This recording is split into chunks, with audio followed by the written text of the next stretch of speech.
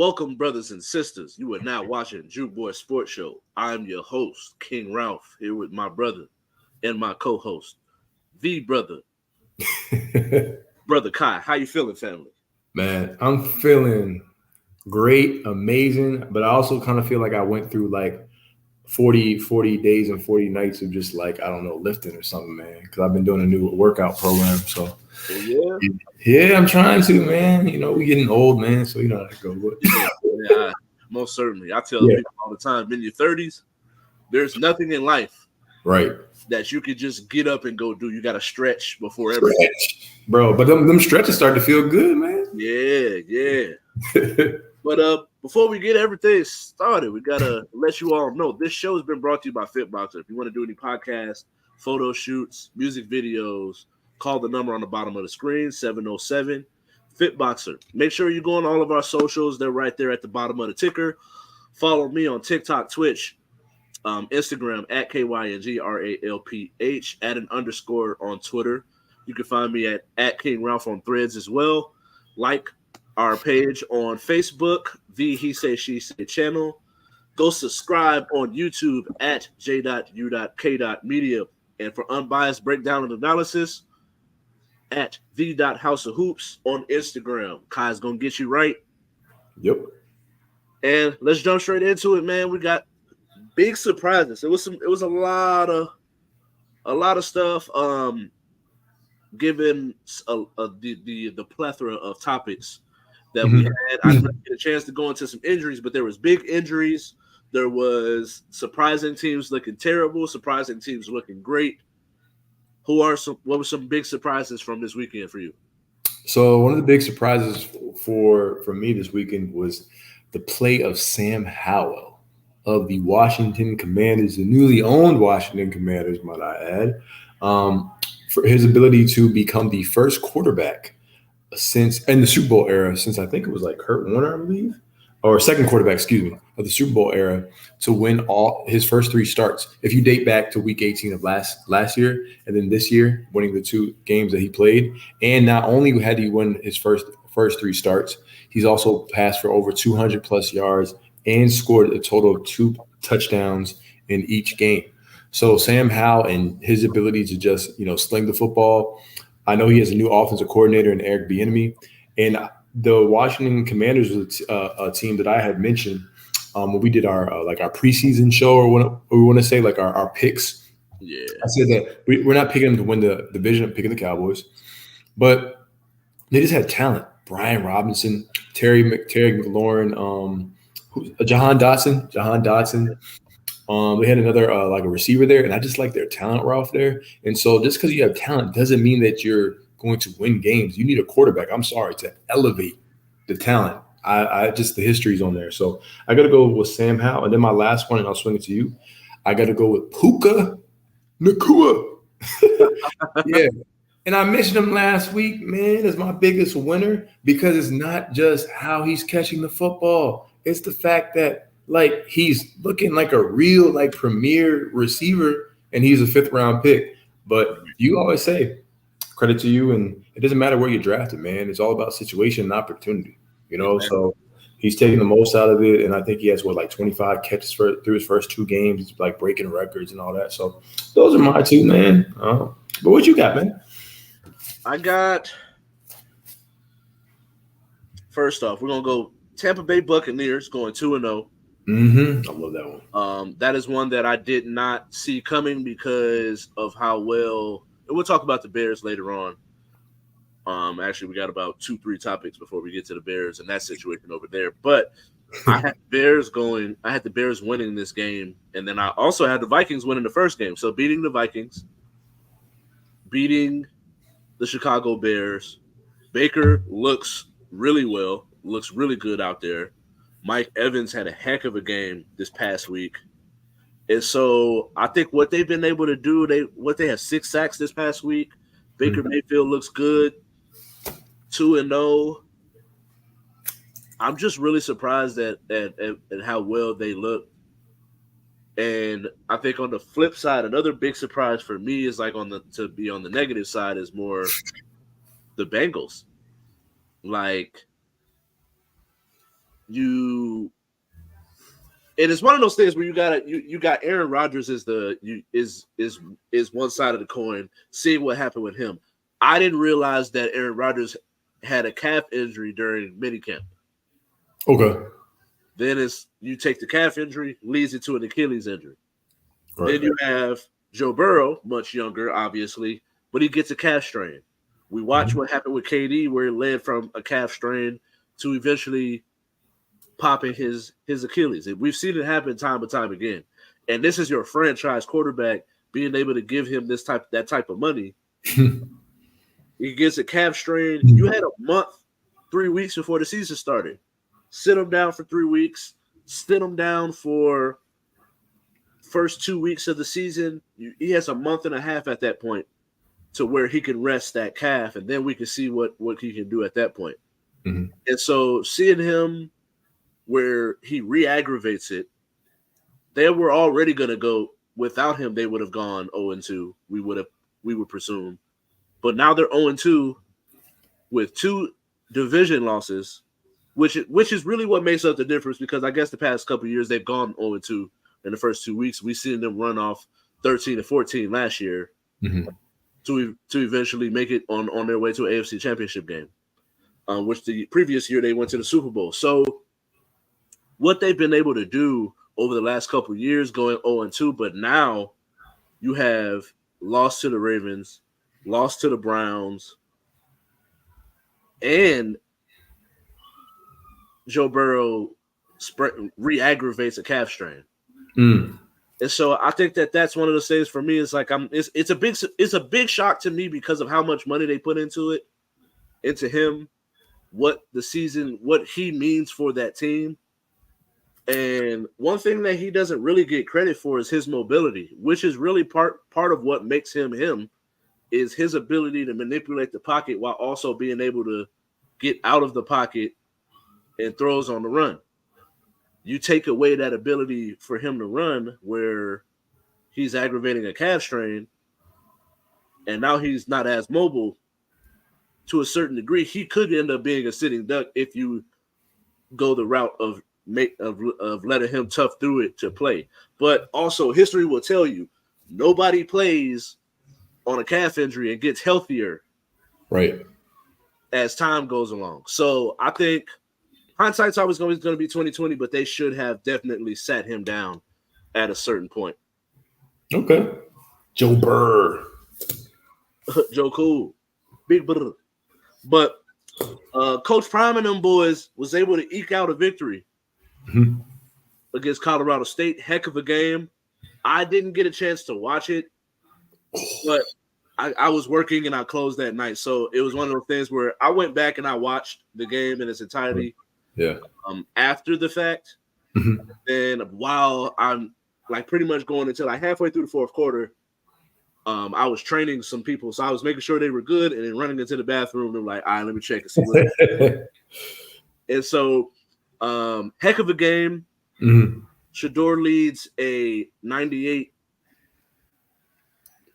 field goal or a touchdown drive. Touchdown, yeah. Tied with a 2-point conversion. They go to double overtime. They get the victory. So with the hype that they had going into the game, people were expecting Colorado to go out there and put a smacking on them. Does this lead you to have worries?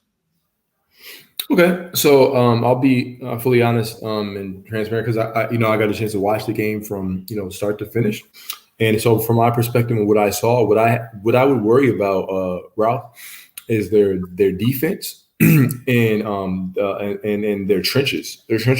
So everything that Coach Prime was saying prior to the season kind of has come to fruition in areas, and that game was kind of highlighted in prime time. And what happened, Ralph, was they have playmakers on Colorado State and like NFL players. Like the NFL players would be a Kamara, who I believe he had 18 and a half sacks like going into that I think game or something like that, like for his career. Like he's like has like the 8th most sacks and whatever. Like he's a dominant like pass rusher. You had the big receiver, I think number 14, who made like an incredible sideline catch, and I think he had like 15 catches or something like that. I don't know if you have the stats in front of you. I don't have them in front of me. And then there's number 4 who was like their little slot receiver, and they moved the receivers around. And so to answer the question full is they didn't want to get beat over the top, Ralph, right? So they kept playing for that with the high safety. But so what they did was Colorado State just kept taking the underneath routes. But not only were they taking underneath routes, they kept killing them with the same route the whole game. Like the whole game. It was drags, and they couldn't stop it.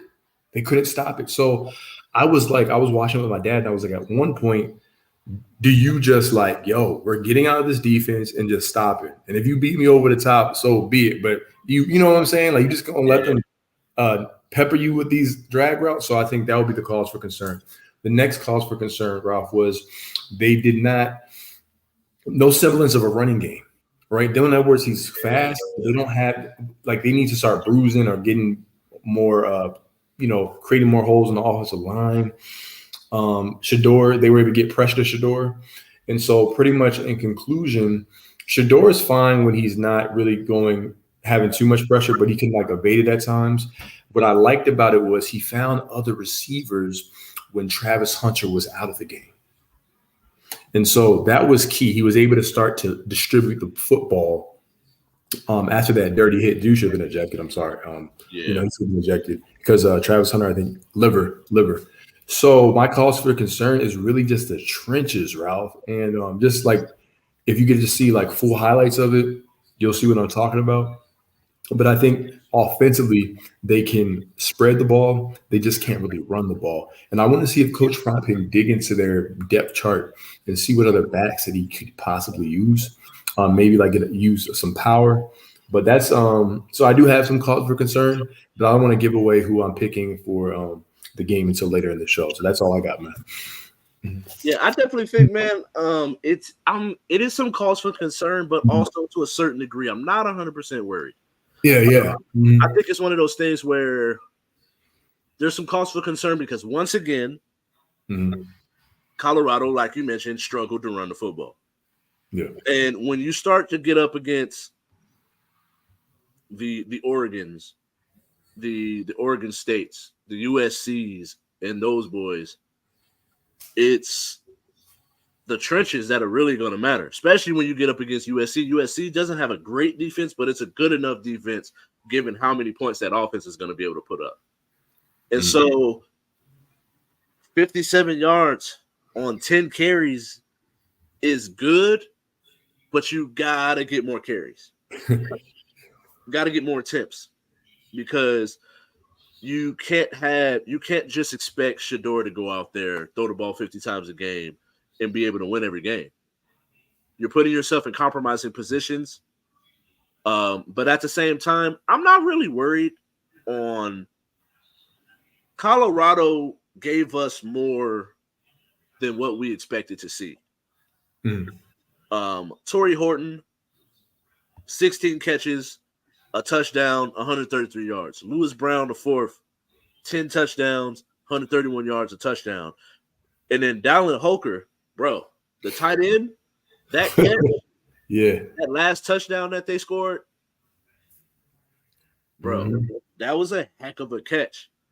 String, defender all over him, heck of a throw to lead him, but a heck of a catch, 2 touchdowns with 6 receptions. And so we saw even the quarterback, shout out to him, Braden Fowler, Nicolosi. And so I'm like, over 350 yards. He had 3 picks, which is the part that was able to keep Colorado in the game. And then Kamara,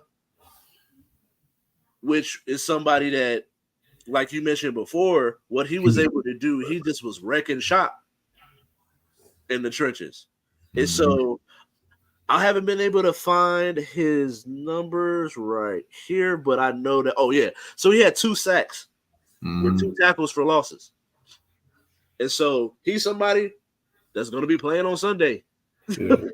He played with one leg too, man. From what I was able to see, Colorado State had a lot more talent than we would have gave them credit for going into the game. It was a heck of a game. I'm not too worried because I do think that some of it was thinking we're going to run over these boys, but also at the same time, you could be looking the next week where you play Oregon. which is something that we're going to end up talking about in a little bit. Well said. Well said. And so next up, Justin Fields has come out, made some statements as far as regarding how his play and disappointing play this season.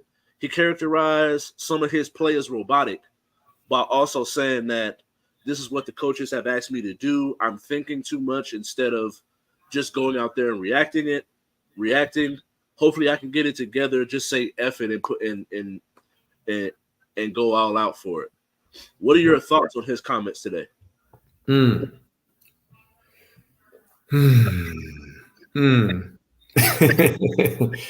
Why do I feel like Kimberly Martin on TV? You know, but is it okay if I'll just be fully transparent. I'm gonna say I'm indifferent, you know, and I think that's okay to be indifferent, you know, and the reason why I say indifferent is because when you're the quarterback, you know how it goes. All the blame and onus usually goes on the quarterback, but I do feel like there's credence in some of the things that he says because I believe that Justin Fields knows how he plays the best. Like, period. You know what I'm saying? He's been doing it for how long? And they got him weapons, and it looks like he was able to get DJ Moore going this week. Didn't DJ Moore crack 100 yards? Yeah. Yeah. So he cracked 100 yards. I think Justin Fields' protection is a lot better.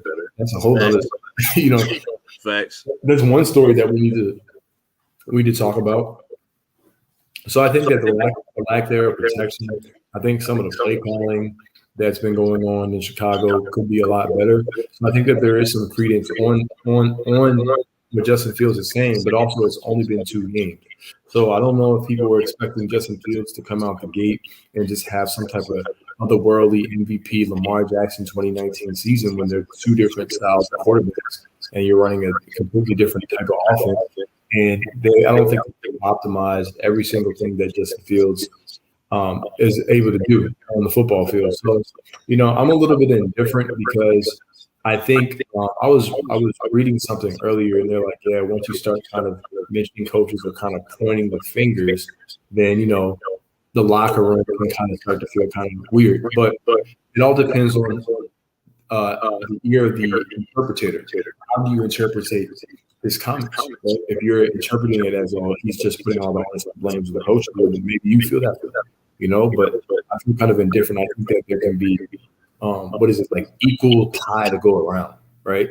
So I don't have the schedule in front of me right now. I would have to pull it up to find out who they play next week. But they do have 1 division loss, and that was against the Green Bay Packers. And the Vikings, they actually wound up getting a loss, and that was to the Eagles. So, I mean, it's early in the season. Give it time. And also, it's a brand new offense when you're talking about having actually a true number 1 receiver and actually some guys healthy. So, yeah, I'm going to give him time, man. I just got you got to give him time because people are giving all these other quarterbacks like Pickett. You know what I'm saying? Yeah. Like Kenny Pickett was doing at the end of the game with George Pickens. So, I'm gonna give Justin Fields some time and go from there and see, you know. So that's all I got. My thoughts on it, man. I think that this is exactly what I thought we needed to happen. I've been waiting on him to do it because last year he spoke out on certain things. He spoke out on not wanting to play in that cold weather. He spoke out on the way that the offense was being ran. And so to get to a certain point, me and the homie Trey, we're talking about it after watching what happened in week 1, the play calling, the way that he looked. I watched him at Ohio State. I'm a big Ohio State fan. If you've been watching the show, you know Ralph is an Ohio State fan. So then going into this, him being drafted, he's the first Ohio State quarterback that I've actually been willing to stick my neck out for coming out of college. And so watching the way that he played last year, I didn't know he could run like that. Because of how he played at Ohio State, he was slinging the football. So then now you go to this year, it is one of those things where he looks worse.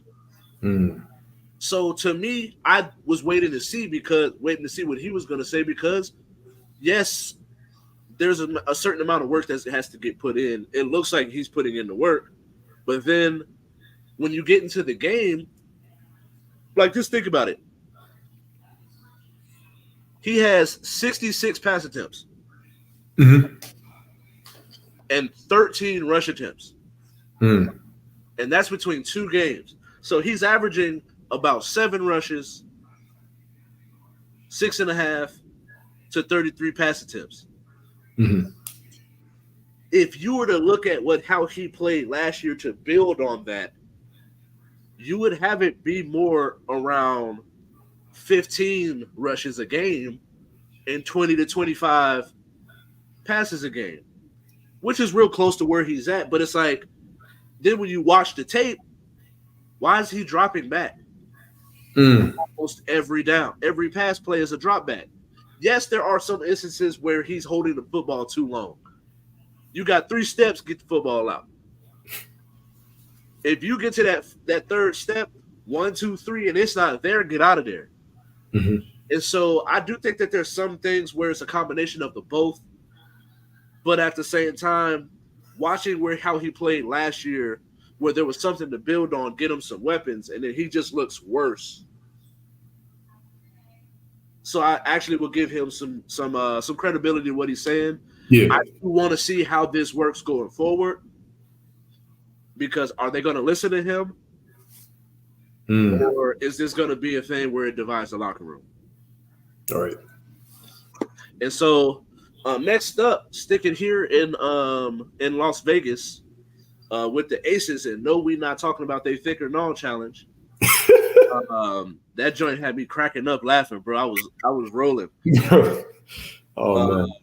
I was trying not to give it too much attention because I was with my girl watching it at the time, but Asia Wilson and Chelsea Gray, they get the victory in a sweep over the Chicago Sky, like we said. Yeah, we did say that. Asia Wilson and Chelsea Gray both break Coach Becky Hammon's records from when she played with the San Antonio Stars. The Stars are now the Aces. So Asia Wilson, 38 points in the closeout game, eclipses Becky Hammon's 35 points. Chelsea Gray, I think she had 111 playoff assists. Yeah. Which eclipses Becky Hammon's, I think it was like 106 for the San Antonio Stars in the playoffs. What are your thoughts on these record-breaking performances? Well, I'll kind of reiterate what Becky Hammon said. I actually have a quote from Becky Hammon. She said, "Somebody should have told me, I would have pulled her out early." I like that. Yeah, because Asia, she actually had 38 points, 16 rebounds, 1 assist, 3 steals, and 4 block shots in 30 minutes, ladies and gentlemen.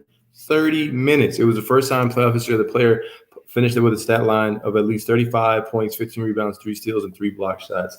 And then we obviously have Chelsea Gray in the assist. I mean, I just think that it's the best way to sum it up. What is I was gonna say iconic, but memorable, historic, and amazing. So those are 3 words that I would pin it on, and it was just total complete domination.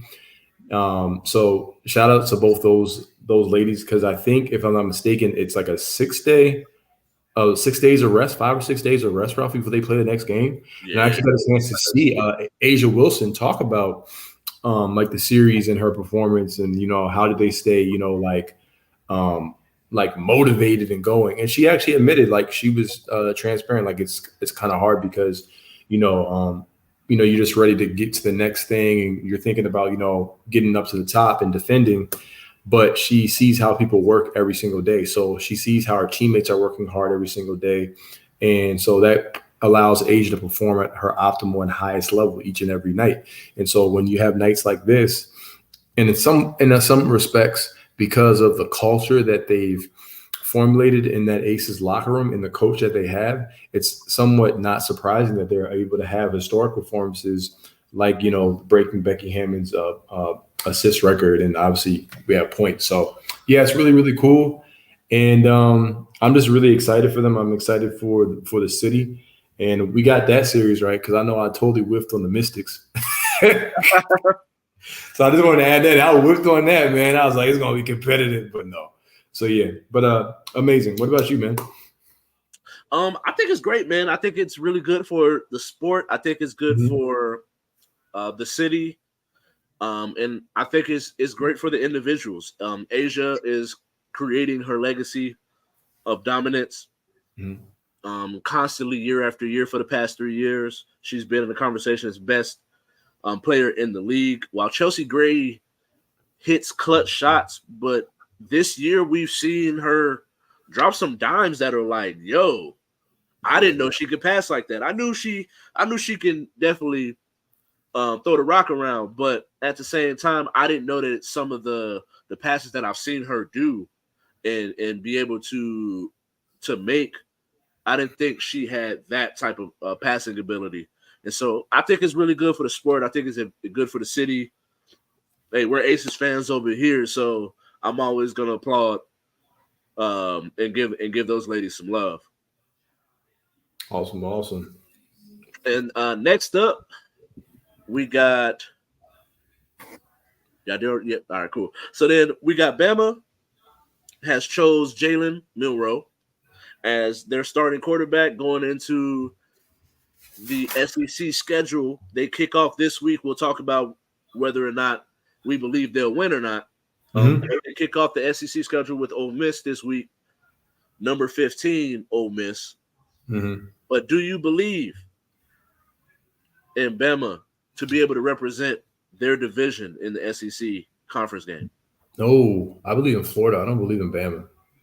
I don't believe in Bama. And the reason why I don't believe in Bama is because I feel like, and I hate to say this, but I feel like that was like a mutiny in a way, in some form of way. Not necessarily on Saban, but like the quarterback situation. What I mean by that is, what do you mean by mutiny?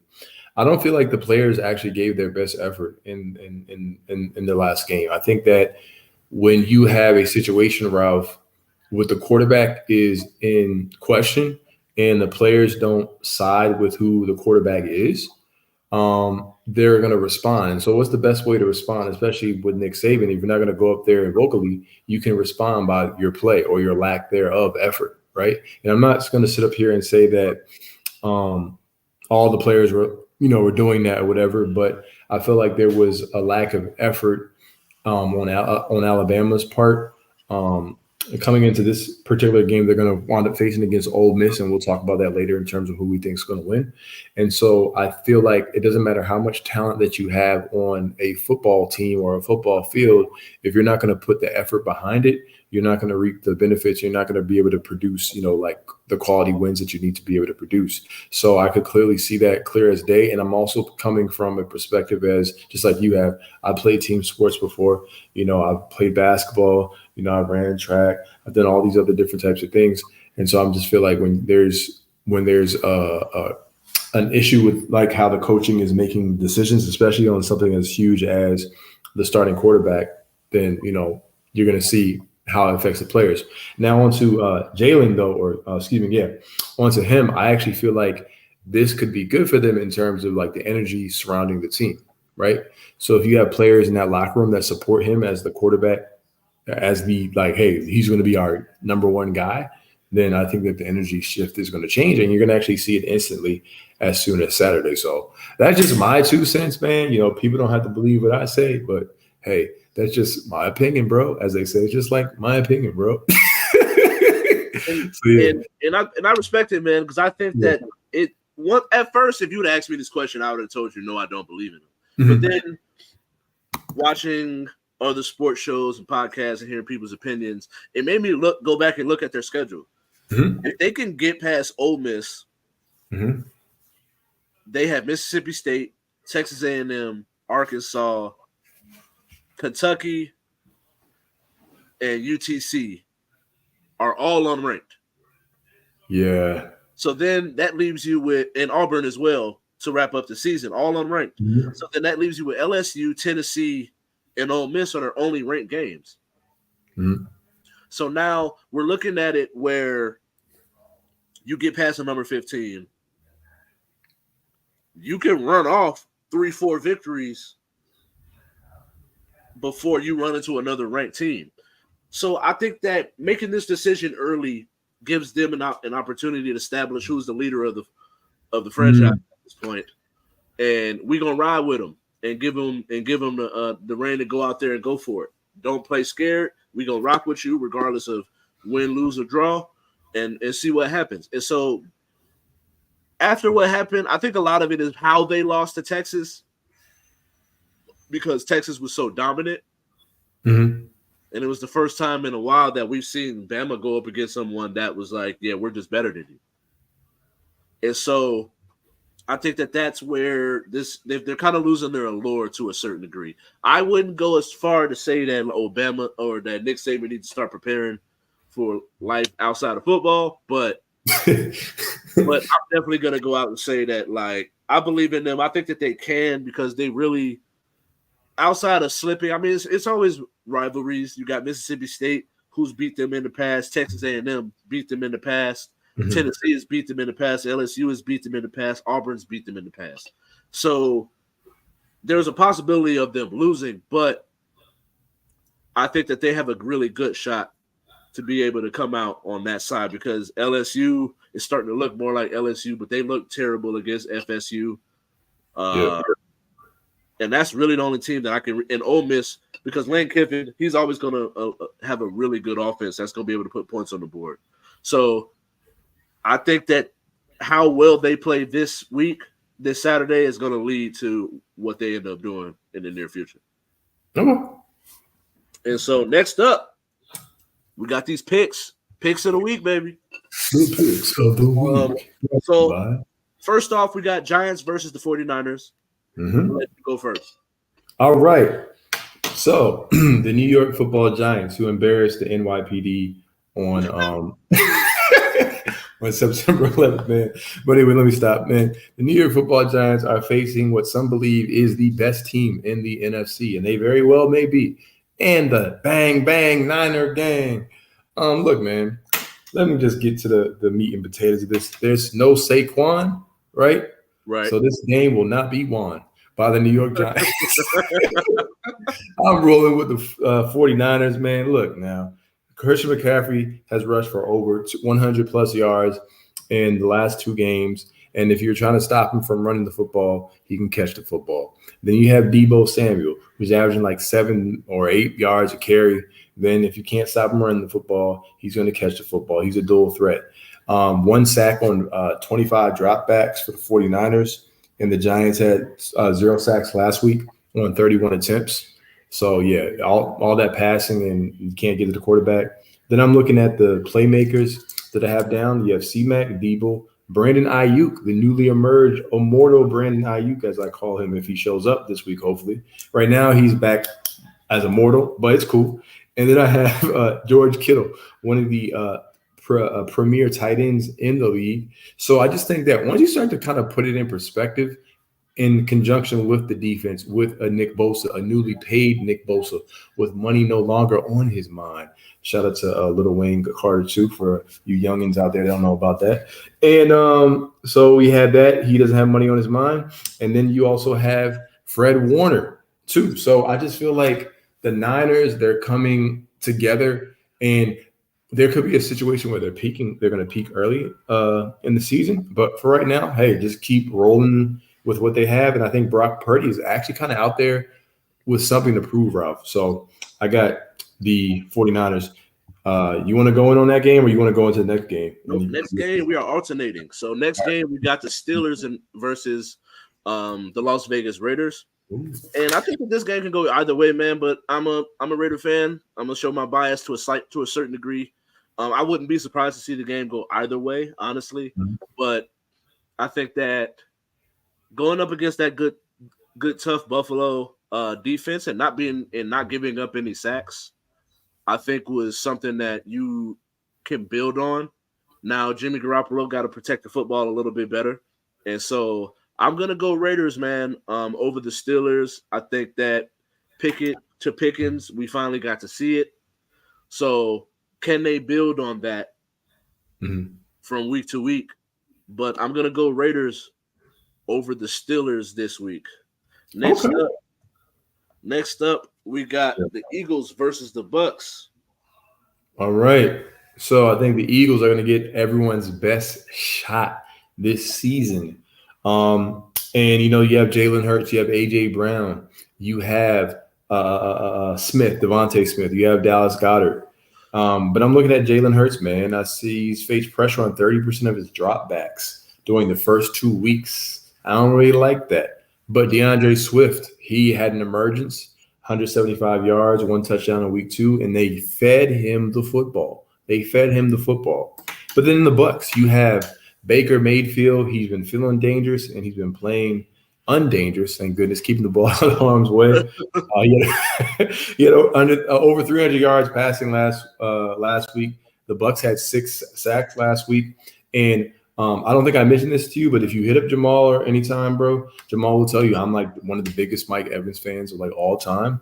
Certified Hall of Famer, man. He had 6 catches, 171 yards, 1 touchdown. I bring that up because I told Jamal that Justin Jefferson was going to have a legacy game last week. It's like a little joke that I have against Darius Slay because I said there's no way Darius Slay is going to lock him up 2 years in a row. And so everyone's like, yeah, like Tar's like, yeah, I don't know if you call it a week 2 game, legacy game, and this. And I'm like, it's okay. He's going to have a $150. Bro, I fell asleep, right, on the game because I thought the game was boring. I woke up, they started scoring points. This dude had over 150 yards. I was like, see, I told you. So true story. True story. So I mentioned that because Darius Slay was on him and he got torched. So what do you think Mike Evans is about to do? Someone who's bigger. I just think matchup wise, you're already out. Some people on the defense. Remember, and Carlton Davis for the Bucks might be back. So I'm actually going to go with the upset, if you want to call it an upset, right? And I'm going to go with the Bucks over the Eagles. It's early this season. Losses can happen, bro. All right, let's keep rolling. And next up, man, we got the Rams and Bengals. Mm-hmm. And I mentioned before with the whole Joe Burrow thing, and I just think that it would be smart for them not to play him. Aaron Donald's going to take him out, you saying? And so, yeah, I just think that it can cause too much damage for the long term. So give him a break. But regardless of the matter, even if he played, I think that the way that the Rams are playing right now, they're playing inspired football. The emergence of the young receiver, Stafford playing well over there, back healthy. I'm going to take Rams over the Bengals in this week. I like it. All right. What else we got? You got Chargers and Vikings. All right. The Chargers and the Vikings. Man, look, the LA Chargers couldn't defend the field that they lay on it. But in that case, I'm going to roll with the Vikings. I think that the Vikings are going to come in there and do their work because as much as I like Justin Herbert, Mini Elway, Justin Herbert doesn't play defense. I think that Brandon Staley is the problem there. And sometimes you can't overcome coaching because if they could, they would be winning those games with Justin Herbert throwing for 400 yards, whatever, having 100+ QB rating. But then I sat there and I thought about it, Ralph. And I was like, Austin Eckler, he may or may not come back, right? So I think it's kind of up in the air for me, depending on his health status. But for right now, I'm going to go with the switch up pick. I'm going to go with the Chargers because I just remembered that the Vikings have some offensive line issues. I think they lost their left tackle for the season. Christian Darrisaw is also, I think he's hurt, and their center I think he's going to miss the game. So I think that teams that with the offensive line and they don't have Dalvin Cook anymore. Alexander Madison's their running back. I'm going to roll with the Chargers. You know that division a little bit better than I do, so I kind of trust your judgment, but I'm going to go with the Chargers to get the first win. All right, for sure.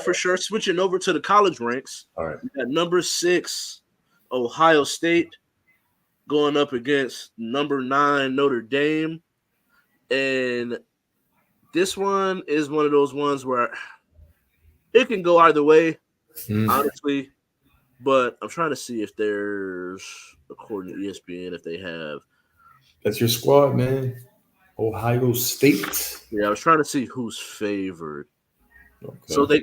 So right now, Caesars has Ohio State as a field goal favorite. Mm-hmm. They got the over-under at about 55 and a half. I'm definitely going to take that over. Because I just think there's just too much offensive firepower. You got Marvin Harrison Jr., Mm-hmm. In a slew of slew of wide receivers over there Yeah. at Ohio State. I think McCord has got that thing rolling with 6 touchdowns. When really only playing two full games. Mm-hmm. So I'm gonna go Ohio State over Notre Dame, but it is one of those games. It's Ohio State is on the road. You're playing a top 10 opponent. Yeah. It's gonna show how well or how good both of these teams are, with both of them being top 10 teams. But I'm gonna go Ohio State and that high-powered offense to be able to put some points up and be able to get that victory. Okay. Next up, we got Oregon State versus Washington State. Number 14, Oregon State versus number 21, Washington State. What we got on this one, man? You know what? Oh, yeah. I like Cam Ward. I do. But I don't think that he can be – I think if he has a record, like setting type performance, I think they're going to win this game, only because I'm going with the better team versus the better player. Right. I think that Oregon State is the more complete team. I think when you start to look at defensively as well, I think that they're the better team, and they have more balanced offensive attack. Their ability to be able to run the ball, their ability to use play action. Cam Ward, actually, I put down some notes for everyone out there. He's actually 9th completions, 6th in passing yards, 8th in passing touchdowns. I mean, he's just a really, really good a good player right now in quarterback.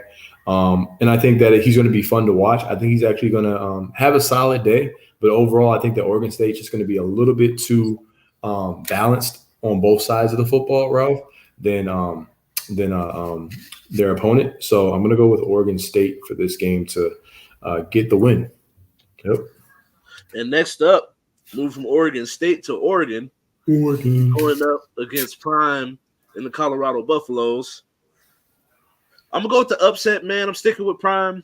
I think that this is going to be a really big test because their pass offense is more than double what Oregon's pass defense allows. And so going into it, their pass offense is looking at over 400 yards passing. Oregon doesn't even give up 160 yards passing a game. Excuse me, y'all. But in ESPN, their matchup, they got Colorado barely has a 6% chance of winning. Yeah, that's great. This game is going to buckle down to the trenches. You can't coach Prime, coach him up without Travis Hunter. Oregon, we got Bo Nix, who transferred in and is running that offense very well. Got them at a top 10 ranking. So this is going to be Colorado's first real big test. I think they passed last week going into a trap game, state rival with a team that is going into it. You had some talent on both sides of the football that were surprising, but now you got Oregon, who is going to come in. You're going in to Eugene to play against a very talented Oregon team. But I'm going to ride with the Buffs in Prime, but everybody's going to count them out to lose this one. This is actually one of the ones that I had them like going into it, everything when I was looking at their record and looking at once they beat TCU, I had them losing this one and then beating USC. Oh, man. So you have them losing to USC now? So now I have them beating Oregon and then losing to USC. Okay. Would your mind potentially change depending on if they win this game, how they win the game though? All right. Even if they lose a close one, I probably would still feel confident. But if they get waxed, then there ain't no chance, bro. All I know is my only issue is, like I said, I really hate that hit because I feel like these two games are where they're going to need Travis Hunter, or at least the USC game would be there where they need Travis Hunter, because I just don't see Branch, not going off without Travis Hunter out there, man.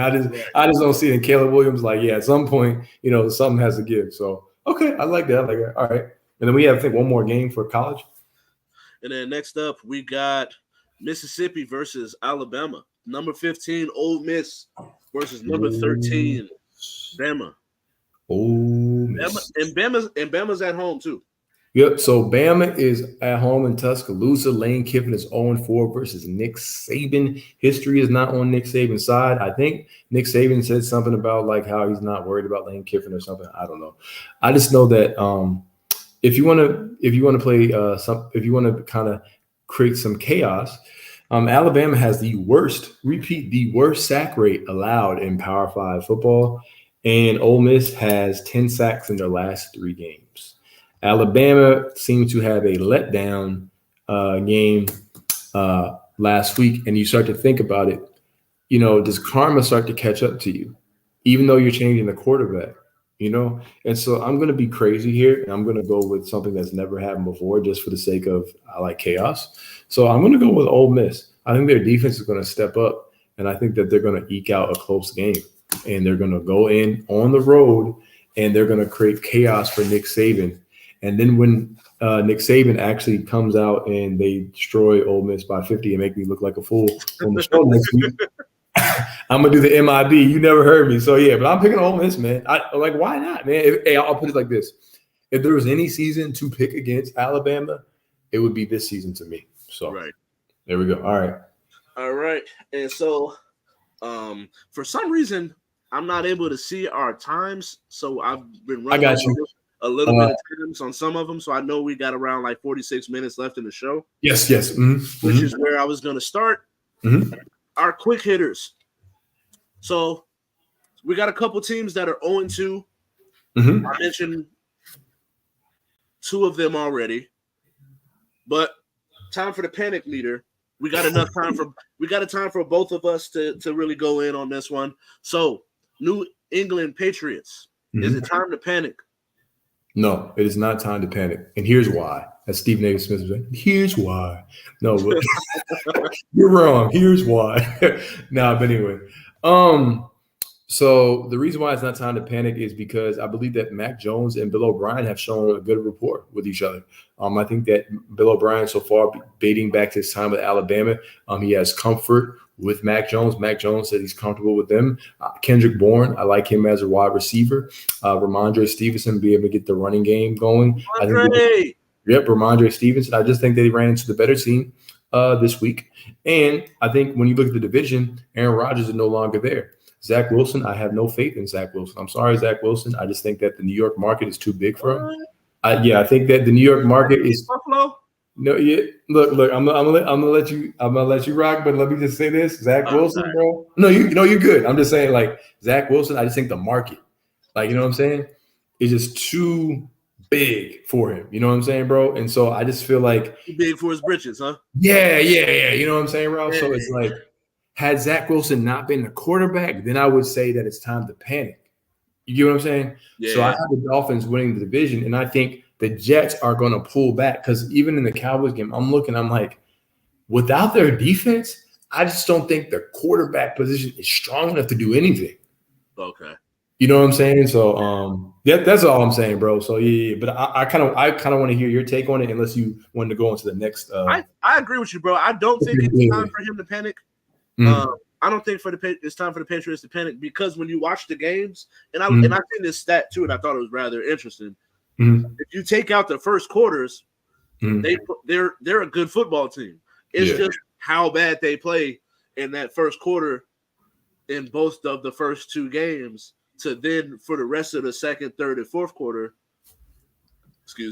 come back and try to have to make up for that the mistakes that they were playing. Okay. I don't have the exact number, but it was like they're completely different football team versus first quarter from second all the way to the fourth quarter. And so I think that there's stuff for you to build on. So no, I don't think that it's time to panic. Buffalo got a dominant victory against the Raiders, but they lost to the Jets. The Jets, like you mentioned, do not have Aaron Rodgers, and but the Dolphins are rolling. So that's the part where it's like I don't know if you'll be able to catch it as far as the division leaders, the rest of the division it can't be had to the point where you can get some victories to put you in a playoff wild card spot. Okay.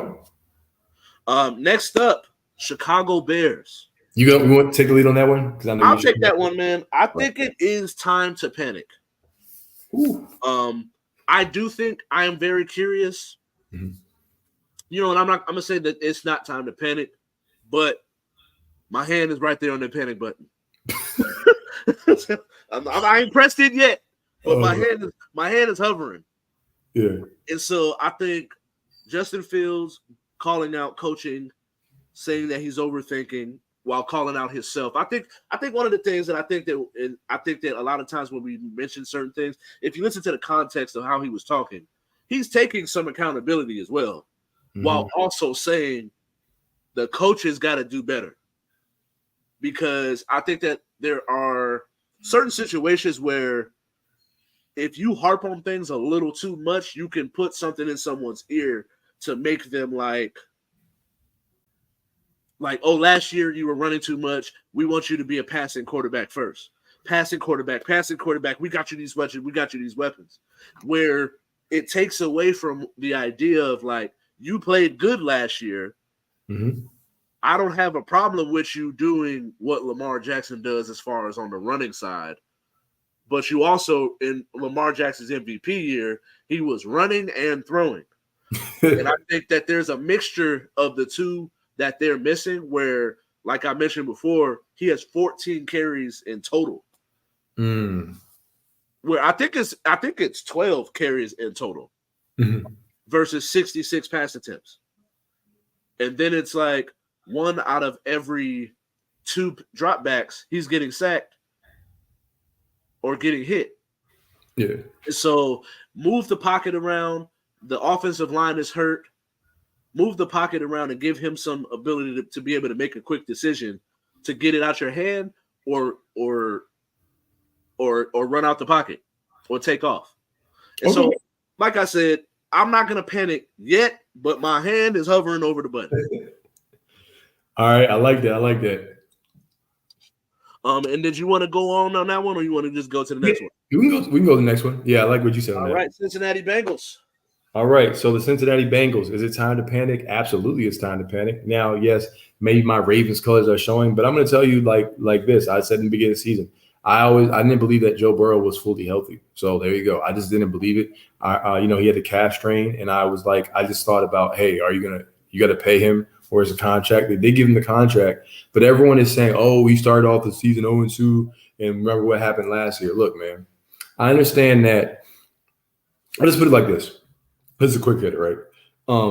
I don't like. This is my pet peeve, Ralph. Just me personally. I always tell myself, right? Because everyone has their thing on it, but I hate when teams look in the past. Well, in the past, we did this. Unless you are the Patriots, unless you are the Warriors, unless you are the 92 or 96 Bulls with Michael Jordan, I don't want to hear about what we did last year because did you win the Super Bowl last year? No. Did you make the Super Bowl last year? No. Did you win the Super Bowl the year before? No. All you did was lose. You have a legacy of losing in Cincinnati anyway. But anyway, so I'm like, I'm just being real. They still haven't won anything, man. And when Lamar's not there, you ain't the Kings in the North. So that just happened. Right. Lamar Jackson.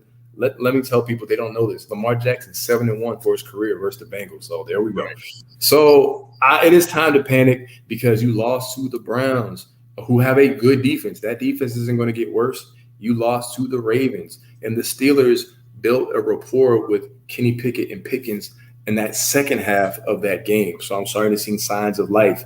Highsmith, right, and TJ Watt were balling out. I think they had 4 takeaways in that game. If you had them for fantasy and defense, that Steelers defense was amazing. Hey, so I got them 4-0, baby, between my two teams. Shout out to you, man, on that, bro. That's what's up, man. So I put all that in the pot, and I'm like, I don't see this getting better. And you said that you probably would try to sit them down versus the Rams, and you're going up against the immortal Aaron Donald. Yeah, no. So I got the Bengals, time to panic meter on 11. So that's how we doing, man. And then next up, man, with the last little bit of time we got left, Giannis has reported that he's going to work out with Akeem Olajuwon. We have a bunch of people who think it's good, some people that thinks it's bad. Regardless of where you stand with it, now we're going to find out, where do you stand with it? All right. Since it's your division, I'm gonna swing it back to you after I say this. For me, I actually kind of like it because everyone says, "Oh, you need to learn the three. You need to learn the three." With all due respect, Giannis is never going to be a respectable 3-point shooter.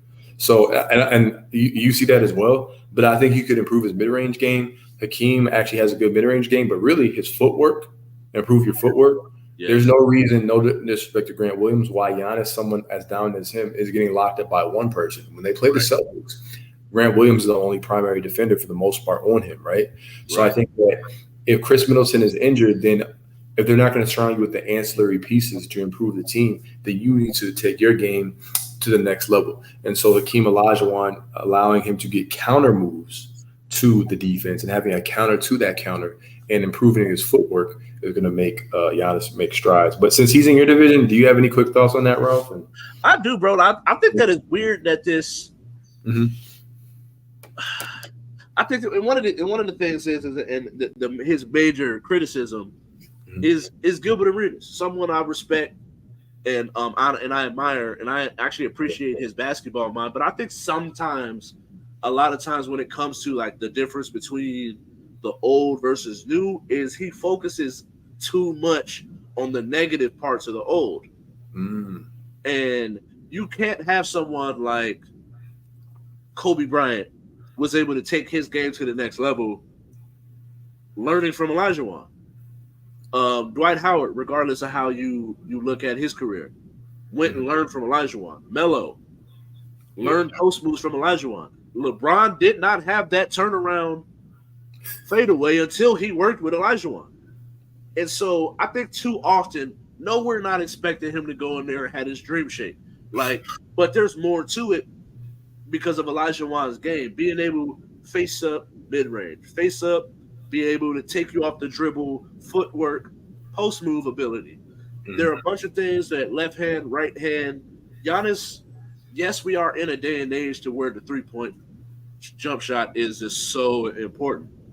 But it's been shown, Kawhi, for instance, there are mid-range killers that are able to get buckets, be very effective, and create winning basketball teams based off of mid-range. Not everybody, not all 5 possessions need to be playing shooting threes. So being able to dominate in your role and what you've been asked to do on a team, you're going to create mismatches. Like you said, there's no way for one person to be able to defend you. And so I think when you put that into it, where you create that drive to the lane, but also being able to back someone down, it creates an off-ball action that's going to create a gravity effect, and you're going to have a gravitational pull on the offensive end when it comes to creating space and creating mismatches for a defense. And so for me, I don't see a problem with it. I don't really see where the negative criticism comes from, because we had to start somewhere to get to where we are today. So me, I enjoy where we had Dr. J, who was some people's GOAT, to eventually get to a Michael Jordan, to eventually get to a Kobe, to eventually get to a LeBron, to where we are today. And so without those steps of those people, and even the people before Dr. J, we don't get to where we are today. Facts. And I didn't mean to rhyme, but hey, sometimes it just happens. And super so hot fire. give me 30 seconds on if the Jets make the playoffs and this new technology in modern medicine with Aaron Rodgers' bridge procedure they did on his Achilles, would you advise him to come back? No, because he's going against defensive players with new technology and modern medicine. So don't come back, Aaron. Stay home. And with that, I'm out, man. No, go. Hey, thank you all for watching. Make sure you go and follow all of our socials. We are now doing audio podcasts too. If you missed the live episode, you can catch the re-aired one on Friday at 3 p.m. on Fridays. And also tomorrow morning, on Thursday morning after the night of the show, we will be releasing an audio-only version on Spotify as well. Make sure you go and like the Facebook page, The He Say, She Say, channel on Facebook. Go subscribe to the at J.U.K media page on YouTube. Follow all of my socials, KYNGRALPH, on Instagram, Twitch, TikTok, for unbiased breakdown and analysis on Instagram at v.house of hoops. And we out of here. Peace. Peace.